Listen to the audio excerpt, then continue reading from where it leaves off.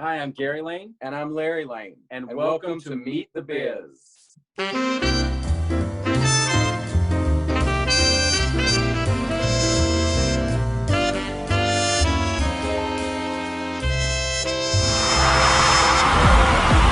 Hey, this is Trisha here in the Twinzzone. Get it? Thank you. Hey everybody, you're watching Sherry Shepherd on the Twinzzone. We are in the Twinzzone with Mary Hart. Congratulations. Thank you. Appreciate it. I like being in the Twinzzone. Like, I could buy you guys an apartment building. I am such a cougar. Such a cougar moment. Start to sweat. You guys look like beautiful. I don't know how you're doing it out here. This is Vanna White, and you're on the Twinzzone. My mama warned me about twins. We are with Jasmine Sanders, and you are in the Twinzzone. I love it. We love Vanna White. Well, let me get in between You are beautiful. Look. Beautiful. Oh, We man, are with Gladys Knight, and we're in the Twinzzone for you to have you. We have been on that midnight train to Georgia anytime, and you've taken the world on that train. Thank you so much. So we just.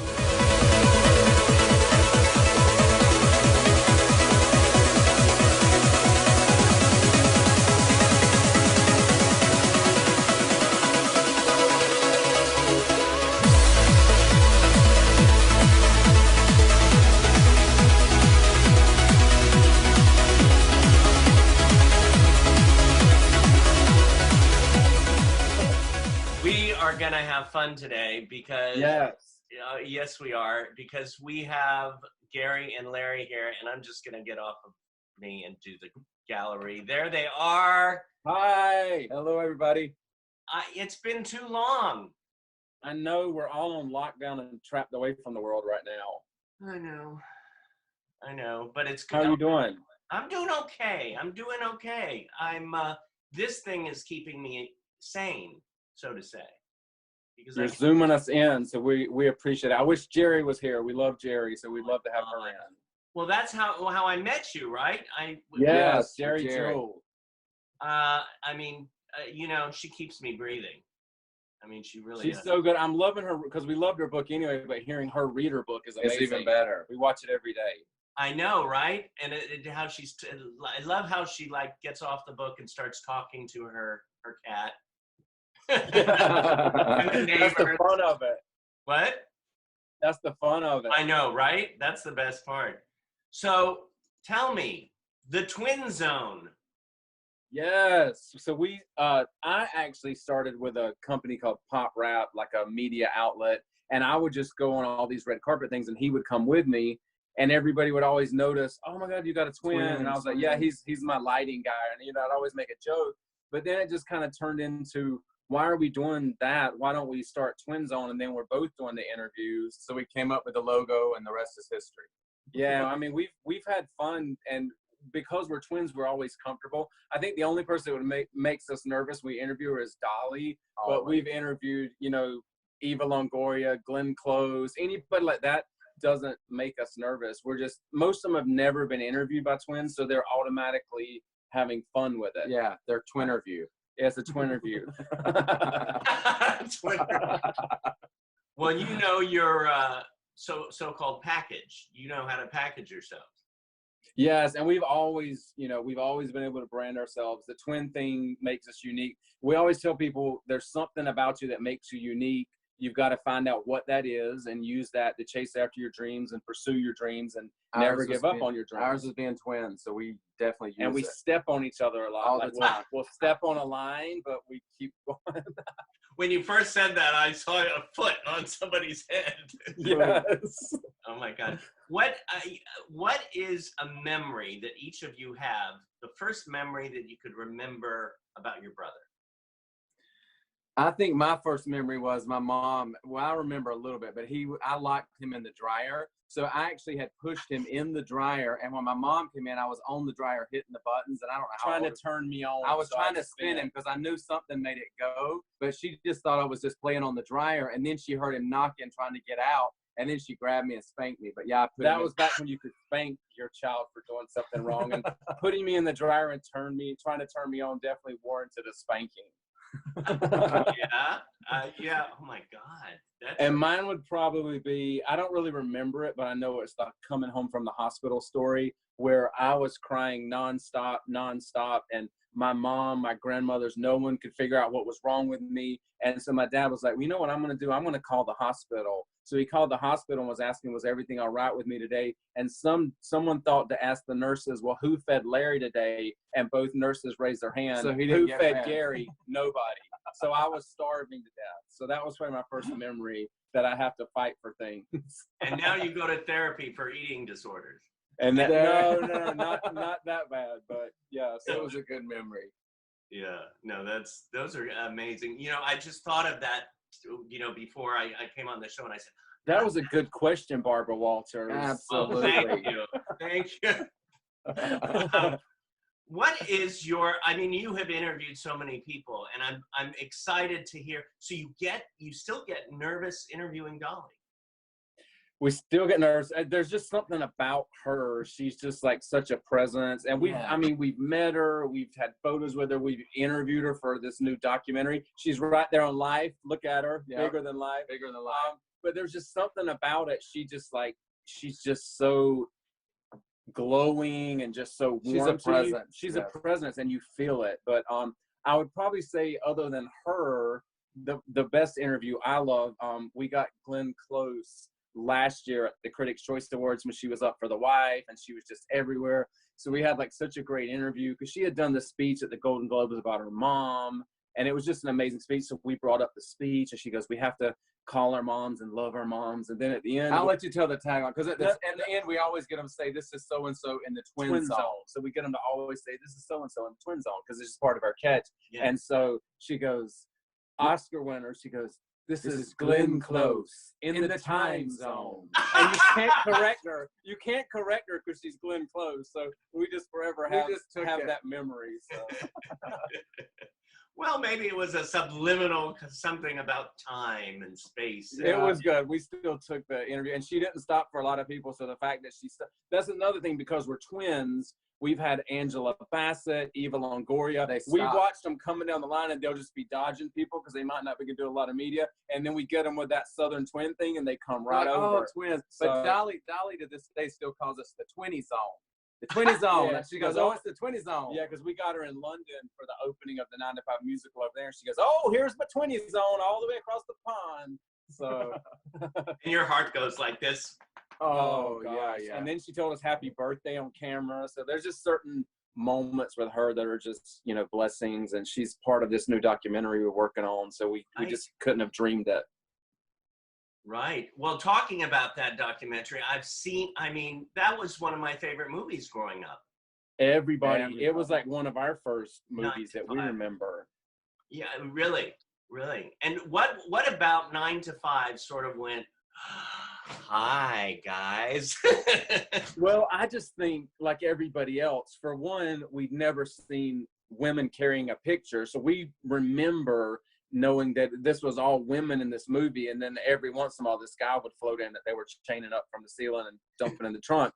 But you know, that was one thing. And it was also Dolly's first movie, so you'd heard her sing it, but you never really saw her in a movie on the big screen, so that was a big draw. And our parents loved her before that movie, right? Yes. Yeah, well, that was probably one of our first memories, because our parents loved Dolly, so we always had Kenny and Dolly and all the old country artists playing in our house. So then when she was in a movie at 5 years old, we couldn't go to the movies unless they took us. So our parents wanted to see her in her first movie. So that's how we got to see 9 to 5.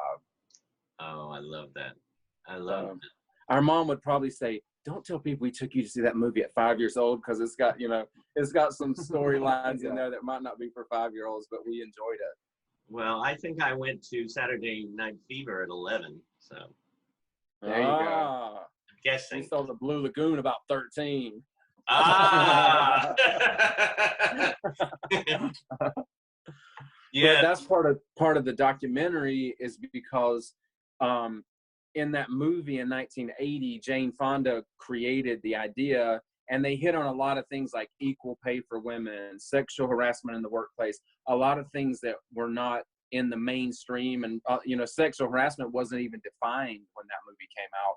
Right. So it was really on the forefront of a lot of issues and trying to make a lot of change for women. But then a couple of years ago, when they started talking about the sequel, I was like, well, gosh, that's a lot that's happened between, for 40 years. And it's still relevant. And it's still relevant. So we kind of came at it as we wanted to interview the people that were in the original movie. We wanted to interview the TV show cast, the musical cast, and just show the life of 9 to 5 for 40 years. But then through talking to a really good friend of mine, Camille Hardman, she was like, there's a whole women's movement that started. And now if you look at 40 years later, all those issues still aren't changed. The Equal Rights Amendment is still not ratified.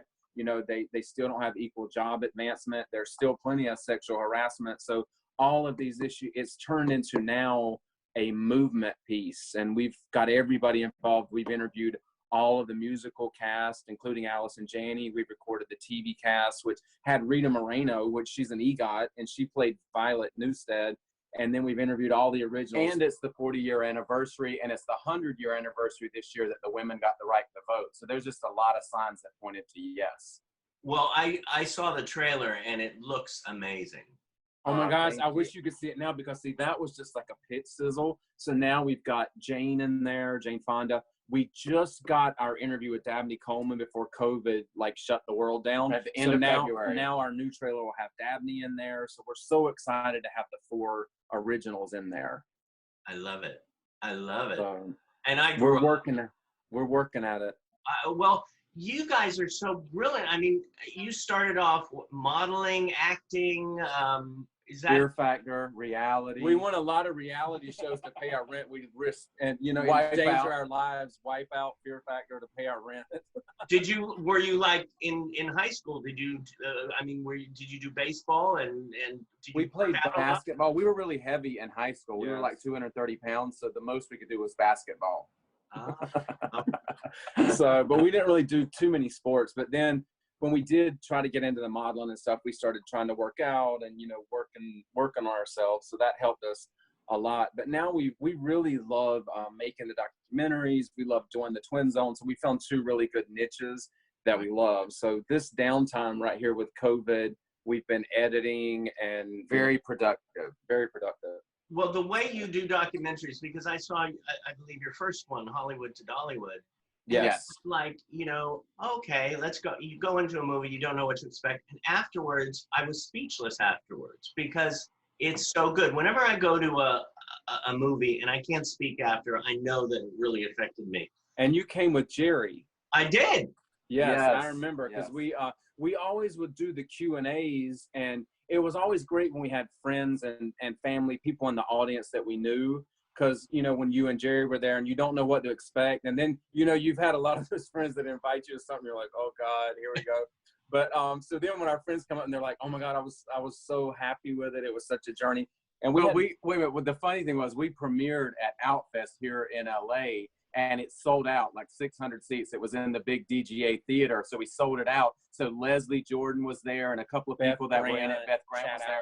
So they were all sitting there. And Leslie's like, no, don't be upset at the end, because, at a film festival, they have to run and jump in the next film. And, sometimes they leave early. He's like, so a lot of people will probably leave after the question and answer. So before the question and answer, a lot of people leave and go on to the next one. So they already announced that we were there and we were going to do a big Q&A with the whole cast. So literally when they announced it, nobody got up and moved. And Leslie said, oh, honey, you took these people on a journey. It was so funny. We were waiting for people to get up and leave. No, who was the one person that left and apologized? Oh, it was Mama. Mama. Mama, the big drag queen. And she only left because she had to go introduce another movie. She was like the film festival She said, honey, I wanted to stay for that Q&A because I loved that movie. It was really fun. Yeah, so nice. we were excited. And Dolly let us use 15 songs in that documentary, which is just unheard of. We almost couldn't believe it. I mean, there were licensing fees and things that had to be paid, but to get 15 of her songs was amazing. Yeah. And you edited that as well. Well, John Lavin, he was helping us direct on that one. So John, he did a lot of the editing for that. We had probably, because it was on the road filming, we had about 80 hours of footage that got cut into 81 minutes. We could have made 7 documentaries. It was fun. I love it. Well, what's so good about your films, and I can't wait to see the new one. Still working 9 to 5. Still working 9 to 5. Is that you don't just make a documentary. It has so many levels to it. It's like, I used to collect soundtracks, and the soundtracks like John Barry And I mean, there's so many wonderful composers, but did you hear the soundtrack to Body Heat? I don't know if you've heard that one. So you're gonna have me pull it up now. You're gonna listen to Body Heat. Oh my God, it's like the levels of it, and your films remind me of something like that has so much in it and so many levels that you just get lost in it, and it takes you on a ride. Well, the one thing about it, I really feel like, you know, of course, the 15 songs from Dolly drove that Hollywood Dollywood, but with this one, I don't know if a lot of your viewers might watch Songland on NBC. It's a new show, but anyway, Shane McAnally, he's just a genius songwriter. So we interviewed him in Nashville for the documentary, and he's also creating new music for the documentary with unknown sources that we can't say, but they live in Nashville, and we've mentioned them several times on this podcast. We're nervous to interview them. Are going to create new music for the project, so we can't even wrap our head around it. We're just trying to edit and stay in our little documentary lane, and the music is taking on a whole new world soundtrack. Wow. Yes, so we're excited. I love this. I put out to the students, because we're here at Performing Arts Studio West and the Meet the Biz program, as well as YouTube Land. And we have a question from one of our students, Lanzarote. Yes, Lanzarote Records. And to Gary, he says, now this is, when did you want to be an actor? And did you want to be an actor? When did I want to be an actor? I know the answer. I know, hang on. Early on, this is to Gary, so Larry has to remain silent. So like, put your head down. Okay, so, well, the one thing we noticed early on was being twins. Everybody would always, when we were out with our parents, they'd notice we were twins. So we were always a little bit on display. And our mom's like, sometimes y'all would work out little skits and y'all do little things and, you know, shimmy for the people because they were noticing we were twins. So I think that would be the first, you know, inkling. But then being from North Carolina, there was a Pepsi commercial, national, because it originated in New Bern, North Carolina. So for the 100-year anniversary, they were going to cast all North Carolina people for a big bicentennial commercial. So we got cast in it, and that was the first big thing where everybody saw us. And I think when people recognized us, that was kind of like we'd been bit by it, and we pursued it. It was fun. We pursued it really hard after that. Oh, I love that. I love that. Now, Lanzarote also had a question for Larry. Thank you. What is your what is your second favorite type of music? He said, I think country music is your favorite. Country would be our favorite, and then probably like pop and rock. So I like that. We've never really been into like hard rock or like, you know, rap. And we'll say that right out there. Yeah. That's not going to be on the Still Working 9 to 5 soundtrack. We grew if you were going to tell the class how to follow your dreams, how would you go about that? If you were going to follow your dreams, first of all is to know what the dream is and recognize it, and then you have to plan for what's going to help that dream come true. What we did is when we decided we wanted to be actors, we were living in North Carolina. We were working some in Wilmington on productions like Dawson's Creek and things like that.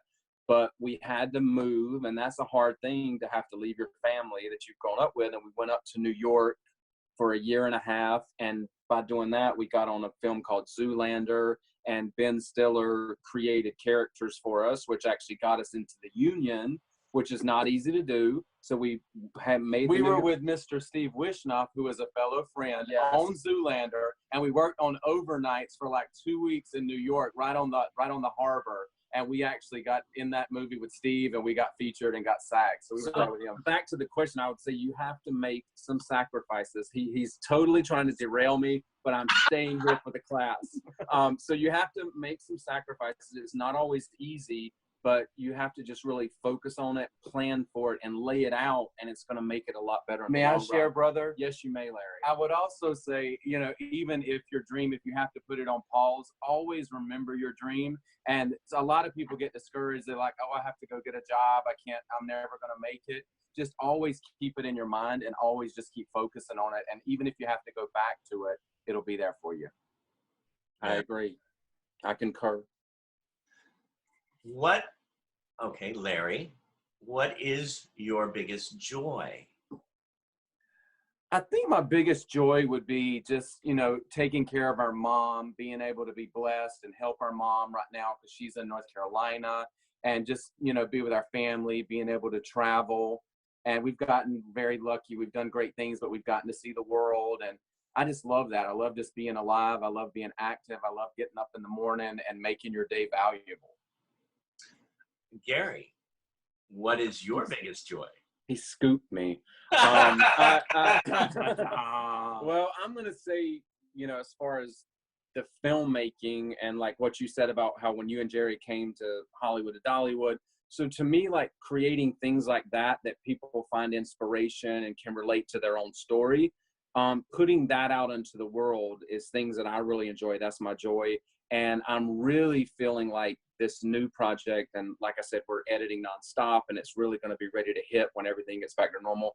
I feel like it can be one of those movement pieces that can help bring some change that we need. Yes. God, that's good. Thank you. You're good. Oh. I'm learning. I'm having fun with the family, you know? Awesome. That's right. That's friends have to help you get through everything. So that's why we go on and support Jerry. We're all supposed to support and love each other. Yeah. Yeah.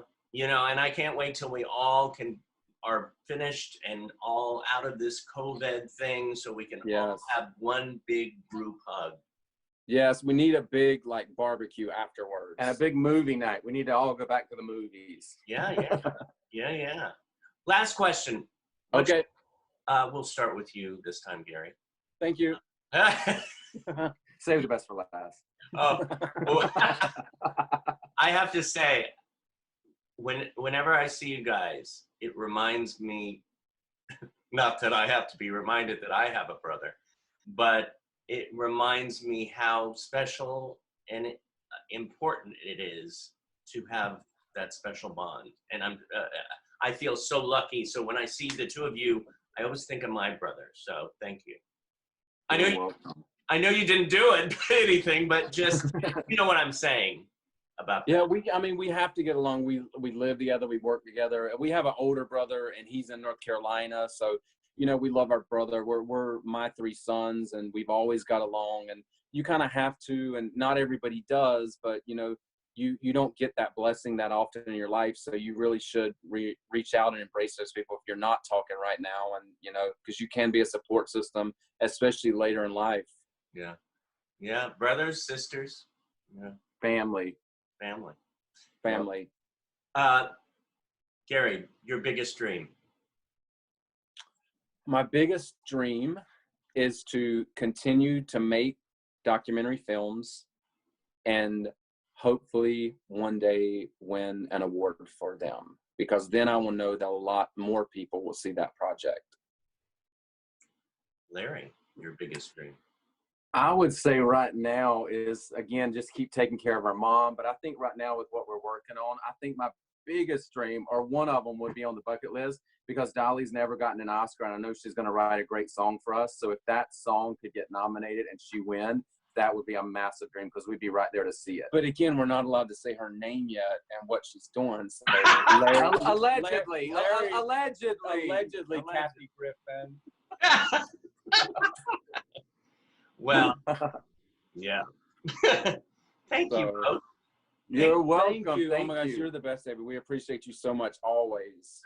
Well, it's you know, we've been wanting to have you come to Performing Arts, and I know you get so busy, so this is the perfect way, right into our living rooms.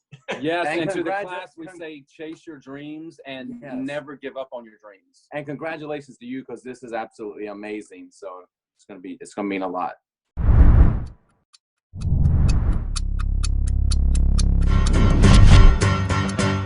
the late 70s, women were making 59 cents to every dollar a man made. Sexual harassment all over the place. No question of any equal pay, no question of promotion. Women work because they have to, and they are getting angry, and they're beginning to organize all around the country, and I support them, and I'm going to make a movie. Jane was asked, "Are you lighting a fire under the desks in the offices of America?" And she said, "No. Secretaries are lighting those fires, and we are just fanning the flames." Oh, I mean, I got some flack working with Jane, being such a radical gal. It was the feminist movement, and a lot of people had an attitude about that. In the 1980s, feminism was a hot word. There was a huge backlash against the women's movement, and it was used as a weapon against women's equality. The movie 9 to 5 is a message movie, a little heavy-handed in my estimation. Do you? Yeah. Think so? I'm a very active feminist. Even though it's a screwball comedy, highlight the inequities that women face in the workplace. Deep message of womanhood and revolution, sexism and injustice. Girl power. Make us equal. But still with a joke and a wink. You never know what's going to be hit, and the fact that it was almost like a protest movie of a sort, but it did touch a nerve. It did resonate with enough people. It was a revelation to a lot of people that three women could hold a movie. Yes, yes! Stand up for yourselves, and I loved that message. 9 to 5 changed my life. It changed the office, bosses, women office workers, but not enough has changed. My Lord, it's 40 years now, and it's still important. Thousands of women are using 2 words on social media. Hashtag #MeToo. Me Too. Me Too. Me Too. Me Too. Me Too. The environment towards women still hasn't changed in so many respects. Makes me sad that it's taken 40 years to get a little bit farther along and then scoot back again. And that's why telling strong women's stories is so important, because this has got to stop. We're still having the same conversation about equal pay. Which means keep telling the story. Keep talking about it and talking about it and talking about it.